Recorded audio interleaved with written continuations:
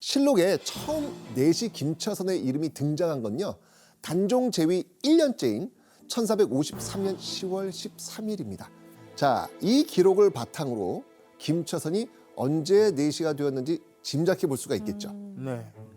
조선시대 내시는 보통 10세 전후의 소환, 그러니까 남성성을 상실한 환자임을 확인하는 절차를 거친 뒤 17세에서 21세 전후의 정식 품계를 받거든요. 김처선은요, 단종 때 정식 품계를 받은 내시였던 걸로 봐서 아마도 세종 말년 10대의 나이에 내시가 되어 궁궐 생활을 시작한 것으로 추측을 합니다. 설명 부탁드리겠습니다. 그러니까 뭐 어린 나이에 어떻게 보면 이제 신체적인 좀 그 조건이 필요합니다. 뭐 다양한 방법으로 되기도 하는데 그래서 그 신체 검사랑 또 필기 시험이라든지 이런 시험을 거쳐서 일단 내시 시험에 통과를 먼저 해야 되고 또 인내심 테스트 같은 것도 있어요. 뭐 쉽게 말하면 겨울에 찬물에 들어가서 참는다든가 뭐 거꾸로 매달려서 뭐 참는다든지 뭐 이런 인내심 테스트까지 이렇게 해서 시험을 거쳐서 이제 궁에 들어가면은 이제 인턴 생활 같은 걸 거쳐야 됩니다. 처음에는 이제 궁궐 청소도 하고 또 선배들 잔심 부름도 하고 그렇지. 또 글 공부도 해야 돼요. 이제 공자라든지 맹자 글 공부도 게을리하면 안 되고 한마디로 이게 뭐 내시라는 게 아무나 할 수 있는 건 아니었다. 김처선은요, 그야말로 스파르타식 내시 훈련을 받았던 겁니다. 왕의 안전을 지키기 위한 일이라면 언제든 목숨을 바칠 수 있는 사람만이 정식 내시가 될 수 있었습니다.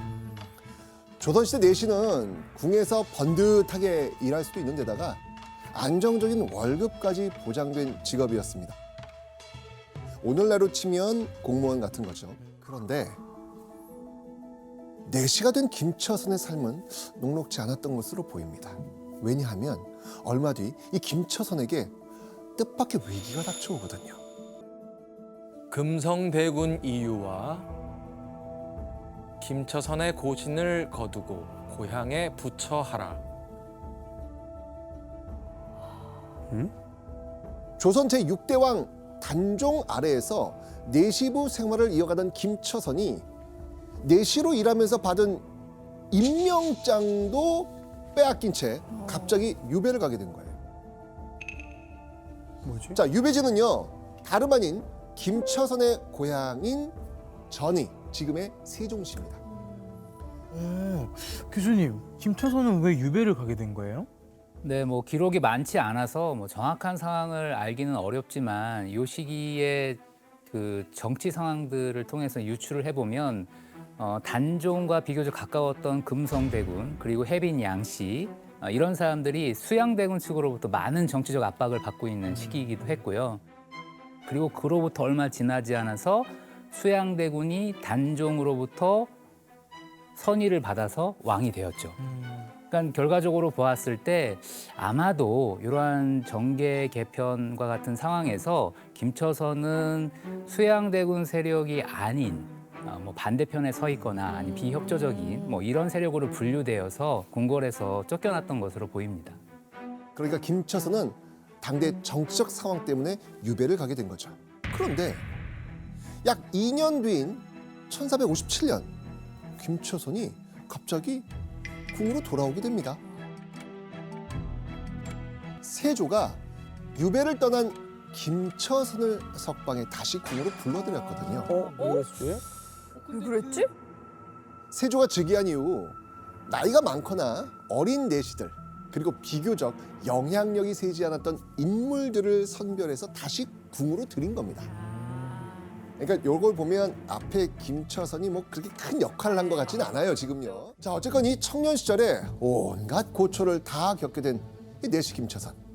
어렵게 다시 궁으로 돌아온 만큼 내시 김처선은요, 매사에 신중을 기해야겠다고 생각했을 겁니다. 그런데 김처선이 궁에 들어오고 약 8년의 시간이 지난 어느 날 내시 김처선 때문에 세조의 어안이 벙벙해지는 일이 벌어집니다. 과연 무슨 일이었을까요? 초어스름에 급히 승지 등을 불러 전교하기를 환관 김처선이 시녀를 데리고 경도에 가다가 취하여 길 가운데에 누웠으니 어떻게 이런 일이 있을 수 있는가.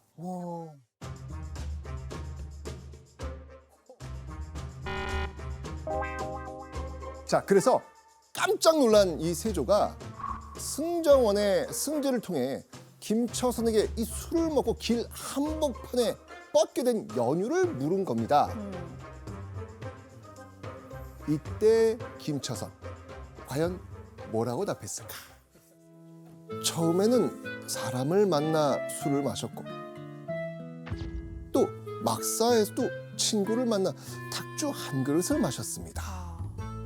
그러니까 궁궐 밖에 나가 오랜만에 그 자유에 들뜬 나머지 만나는 사람들마다 술을 거하게 마셨다라는 이야기입니다. 그러다가 한껏 취해 길에서 잠드신 거죠. 사실 김처선은요, 사건이 일어나기 5년 전에도 세조에게 곤장을 무려 80대나 맞은 적이 있습니다. 네. 다름 아닌 김처선의 불성실한 근무 태도 때문으로 추측이 됩니다. 그러니까 젊었을 때 김처선의 기록을 보면요, 그야말로 사고뭉치. 자, 그렇게 몇 년의 시간이 지난 어느 날 사고뭉치 내시 김처선이 완전히 새로운 모습으로 탈바꿈하게 됩니다. 김처선이 바로 이 자리에 올랐기 때문이죠. 상선 상선 많이 들어봤어요. 많이 들어보셨죠? 상선. 상선은요, 내시부를 이끄는 우두머리로 궁중 내 살림을 도맡아 했습니다. 그러니까 사고뭉치 내시 김처선이 환골탈퇴해서 100여 명의 내시를 이끄는 총 2품의 내시부 수장이 된 겁니다. 상선 김처선이 맡은 역할 중에서도요, 가장 중요한 업무가 있었습니다. 바로 왕의 수라, 수라를 감독하는 역할이었습니다. 아 맞아요. 왕이 먹는 음식에 누군가 독을 타거나 위해를 가할 수 있습니다. 그렇기 때문에 이 음식은요, 왕의 건강과 직결되는 문제였던 만큼 왕이 신이 많은 내시만이 상선의 자리에 오를 수 있었습니다. 철없던 사고뭉치 내시 김처선, 아니 대체 어떻게 이 내시로서 능력을 인정받아가지고 상선 자리까지 오를 수 있었을까 궁금하시죠? 네. 이유가 있습니다. 그건 다름 아닌 조선 제9대왕 성종 덕분이었습니다. 성종? 자, 어떻게 김처선이 상선의 자리까지 올랐는지 정확한 기록은 남아있진 않습니다. 하지만 훗날 김처선이 한 행동을 보면요, 성종이 왜 김처선을 상선으로 임명했는지 짐작할 수 있습니다. 자, 때는 성종 제위 9년째가 되던 1478년입니다. 성종의 어머니 인수대비가 갑작스럽게 병석에 앓아눕게 됩니다.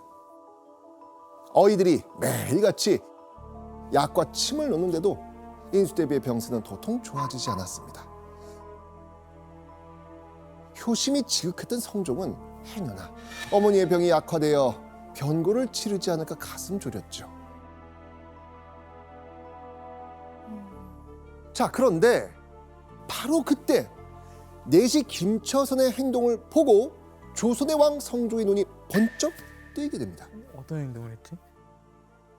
그 이유는요, 바로 김처선이 밤낮으로 약을 다려주며 인수대비를 왕대하듯 지극정성으로 간호했기 때문이었죠. 김처선은 왕과 왕실의 음식을 감독하는 상선내시였던 만큼 약을 다리는데도 일가견이 있었습니다. 자신의 이 전문 분야를 적극 활용한 겁니다. 김처선의 정성이 통했던 걸까요? 그로부터 얼마 뒤 인수대비의 병이 기적적으로 호전이 됩니다. 결국 성종은 1478년 내시 김처선에게 정이품 자헌대부의 품계를 내려줍니다. 당시 내시가 오를 수 있었던 가장 높은 관직은 종이품 상선이었거든요. 그런데도 성종은요 김처선에게 한 단계 더 높은 정이품의 품계를 내려준 겁니다. 보통의 내시들은 오를 수 없는 자리까지 김처선이 올라가게 된 겁니다. 그 이후에도 그 성종이 김처선을 굉장히 믿고 의지했다고 전 들었거든요. 네. 연산군의 생모인 윤 씨가 폐위되는 과정에서 그 사실을 대비에게 이제 보고하고 전달하게 할 때 성종은 김처선으로 하여금 전달하게 합니다. 사실 왕명 전달은 승전색이라고 하는 또 다른 직급의 그 내시가 담당하는 일이었는데 김처선이 이제 그런 일들을 담당하는 걸 봤을 때는 둘 사이의 관계가 매우 돈독했다라고도 볼 수 있습니다. 김처선을 향한 성종의 굳건한 믿음은요 이후에도 계속 이어집니다. 성종은요 내시 김처선에게 깜짝 선물을 내리기까지 합니다. 내관 김처선은 말을 전하는 데 공이 있었으므로 말 한 필과 마장을 하사하라. 자, 내십의 수장이었던 김처선이 왕의 말을 찰떡같이 알아듣고 신하들에게 잘 전한다면서 말 한마리와 말을 치장할 수 있는 마장을 선물로 준 겁니다. 아, 조선시대 말, 이거 굉장히 귀한 동물이거든요. 그러니까 요즘으로 치면 고급 외제차를 내시 김처선을 향한 성종의 애정 느껴지십니까? 너무 느껴져요. 네. 성종대 완벽히 모두 전환에 성공한 김처선. 김처선은 성종의 강력한 지지 아래 내시부의 수장으로 완벽하게 거듭납니다. 그런데 어느 날 김처선의 눈을 휘둥그르게 만드는 소식이 들려옵니다. 지금 당장 무덤으로 가라. 무덤? 내시부의 수장 김처선이 궁을 떠나 무덤으로 가라는 명을 받은 겁니다. 대체 왜 무덤으로 가게 된 걸까요? 김처선이 가야 하는 무덤은 다름 아닌 조선의 9대왕 성종의 무덤이었습니다. 성종 재위 25년째가 되던 1494년 12월 내시 김처선을 각별하게 챙겨주던 성종이 38살 나이에 사망하고 말았거든.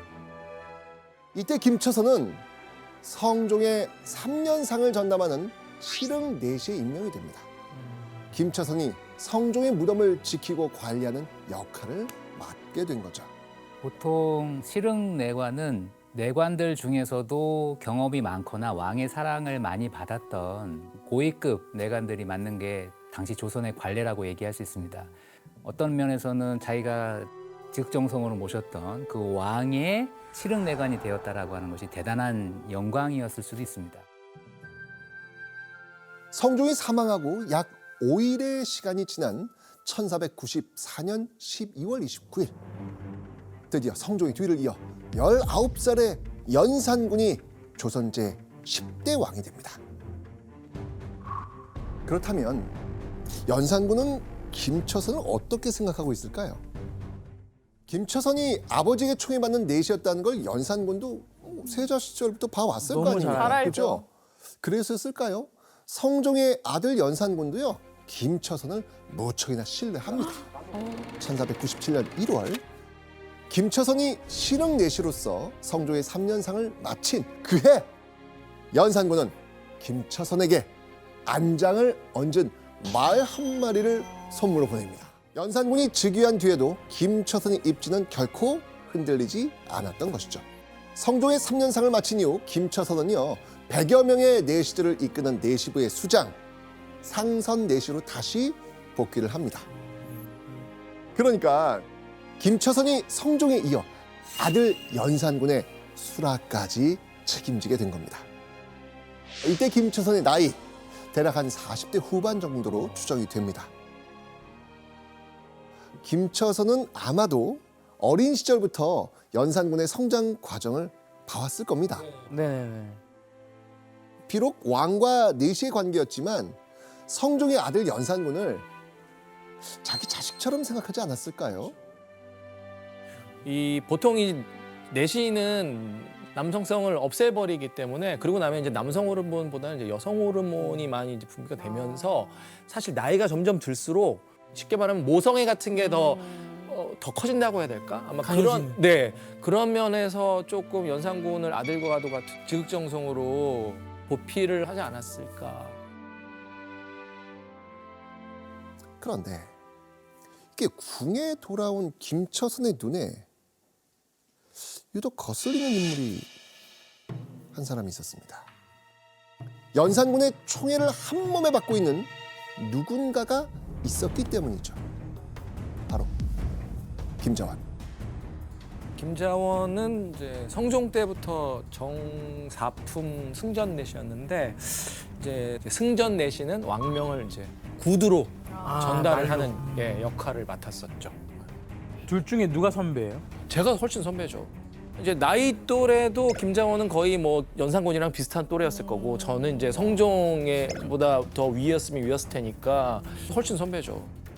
자, 그렇다면 연산군은 대체 왜 승전내시 김자원을 아꼈을까요?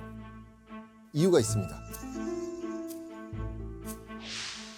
김자원은 사람의 안색을 잘 살피고 또 언변이 있어 사람들의 뜻을 잘 맞추는데 능하였다. 자, 이 김자원은요, 눈치도 빠르고 말주변이 좋았다고 합니다. 아마도 김자원은 연산군 옆에 착 붙어서 이 아부를 떨면서 연산군의 신임을 얻었던 것으로 보입니다. 내시 김자원을 가까이 두는 연산군을 보고 김처선이 우려한 데에는요, 나름의 이유가 있었습니다.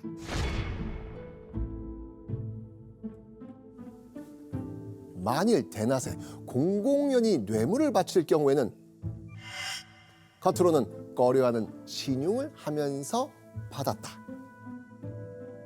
자신의 고향이었던 전라도 나주의 수령들이 뇌물을 바치니까 받기 곤란하다는 듯한 이 거짓 표정을 지으면서 결국은 뇌물을 받아들였다는 거죠. 낮에. 한마디로 김자원은 성종 시절부터 승전 내시 권력을 이용해서 자신의 사리 사욕을 채우고 있었던 겁니다.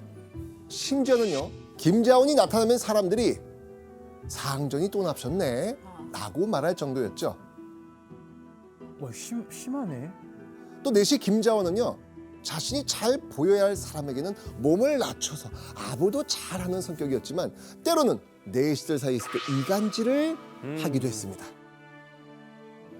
하지만 김처선이 남몰래하는 우려가 얼마나 깊든지 간에 연산군은 그저 이 자신의 말에 토달지 않는 말 잘 듣는 신하를 곁에 두고 싶어 했던 겁니다. 아니 왜 이렇게 좋아하는 거예요?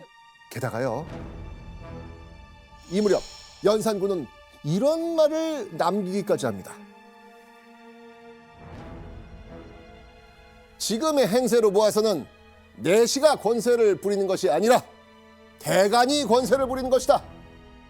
내시들이 힘을 얻어 권세를 부린다고 항의해도 사헌부 사관원 홍문관 3사, 그러니까 조선시대 언론 역할을 하며 왕에게 간언하는 업무를 했던 3사의 대관들만은 못할 거라면서 비꼬는 겁니다, 지금. 내시편을 들어. 그렇죠. 맞습니다. 네, 사실 성종대부터 소위 이제 언론 3사라고 불려지는 이 3사의 영향력들이 이제 커지게 되었고요. 그 과정에서 국왕과 갈등도 늘어나게 됩니다. 연산군이 즉위한 이후로는 뭐 더 많이 그 갈등 상황들이 늘어나게 되었고요.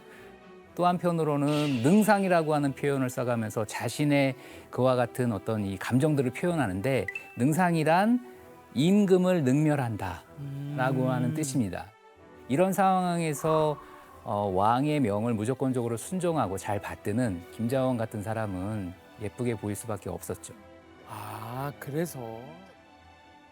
원래 내시는 왕을 보필하는 역할만 맡았을 뿐 이 정치에는 참여할 수 있다 없다? 없었어요. 네, 없습니다. 그런데 연산군 때부터는요, 내시들이 왕과 가까이 지내면서 서서히 왕의 곁에서 정치에 관여하게 된 거예요. 김처선 입장에서는 자신과 각별한 사이였던 선왕 성종과 너무 다른 이 연산군의 행보를 보면서 당황하지 않았을까요? 김처선이 상선내시로 복귀하고 6개월이 지난 1498년 7월 17일 내시 김처선의 귀를 의심하게 만들 만한 소식이 전해집니다. 자, 1498년 무오년에 수많은 선비들이 추국장에서 모진 고문을 당하고 있다는 소식이었습니다. 바로 무오사화가 일어난 겁니다. 왕권에 끊임없이 도전하는 삼사를 더 이상 두고 볼 수 없다면서 칼을 빼앗은 겁니다. 자, 그런데 연산군은 대체 왜 무오사화를 일으켰을까요? 그 시작은 실록의 기본 자료가 되는 사초에 연산군의 할아버지이자 선대왕 세조를 비방하는 내용이 담겨 있었거든요. 연산군은 그 세조를 비방한 내용을 담은 그 사초를 작성한 김일손 등이 속해 있는 삼사를 공격할 기회로 삼았던 겁니다. 선대왕을 능욕했다는 이유로 삼사의 대간들을 처벌한 거죠. 심지어요, 연산군은요, 김일손의 스승이자 이미 죽은 김종직의 무덤을 파헤친 다음 부관참시까지 시켰죠. 삼사는 더 이상 아니 되옵니다. 이거 외치지 마라. 왕을 능멸하지 말라며 신하들에게 엄중한 경고를 날린 겁니다. 김처선은 아마도 아버지 성종이 가장 아끼고 의지하던 삼사의 대간들을 아들 연산군이 가차없이 억압하는 모습을 보면서 무언가 잘못되어 가고 있다고 생각했을 겁니다. 지금 주상전하께서 벌이시는 폭정과 참혹한 사륙이 모두 소인이 전하를 잘못 보필한 까닭인 듯하여 참담하옵니다. 내 일개 내시부 수장으로서 무엇을 할 수 있겠느냐? 그런데 얼마 뒤 김처선이 우려하던 일이 벌어집니다. 왜요? 다름 아닌 연산군의 총애를 받는 내시 김자원 때문이었습니다. 내시 김자원으로 하여금 출납을 막게 하니 딴 사람은 참견하지 못하였다. 자, 여러분들, 국정과 관련한 왕명을 전달하는 역할, 이거 원래 누가 한다? 구두는 내시가 하는데 그 문서로는 이제 승정원에서 이제 하죠. 그렇죠. 바로 승정원의 승지들. 그런데 연산군이 왕명을 전하는 일을 승전 내시 김자원에게 모두 맡겼다는 겁니다. 왕의 명령이라고 하는 것은 승정원이 이제 중간에서 이제 관리를 하면서 전달하고 그것을 다시 처리된 일을 왕에게 보고하는 말 그대로 왕명 출납인데요. 김자원이 이런 것들을 전담하다 보니까 이 신료들에게 전달하는 국왕의 명령도 그리고 처리한 신하들의 보고 내용도 다 김자원을 거치게 되었던 것이죠. 무오사화 직후에 연산군의 그 사냥을 반대하는 대간과 의정부, 육조의 거듭된 요청에 대해 연산군이 뭐라고 얘기한지 아세요? 김자원으로 하여금 대신 답변하도록 하라. 그러니까 김자원은 연산군을 대신해 허락하지 않는다 라는 답변을 내립니다. 이제는 왕의 말을 그대로 전달하는 단순한 심부름꾼에 불과했던 승전 내시가 정승판세에 버금가는 권력을 부리기 시작한 겁니다. 연산군의 비호 아래 호가호위하며 김자원의 권세는 말도 못하게 높아집니다. 심지어 연산군 곁에 찰싹 붙어서 입안의 혀처럼 굴며 연산군의 사치와 향락을 북돋았죠. 과거 왕들과는 너무도 다른 행보를 걷는 폭군 연산군. 훗날 김처선의 행동을 볼 때 이때 김처선은요, 아마도 연산군에 대한 염증과 김자원에 대한 분노를 동시에 느끼기 시작하지 않았을까라는 생각이 듭니다. 자, 이 무오사화 이후 연산군의 횡포는 점점 더 심해지죠. 연산군의 계속되는 사치와 향락에 국가 재정은 빠르게 고갈되어 갑니다. 심지어 연산군 제위 8년째가 되던 1502년 연산군은 누군가의 치마폭에 푹 빠져 있었습니다.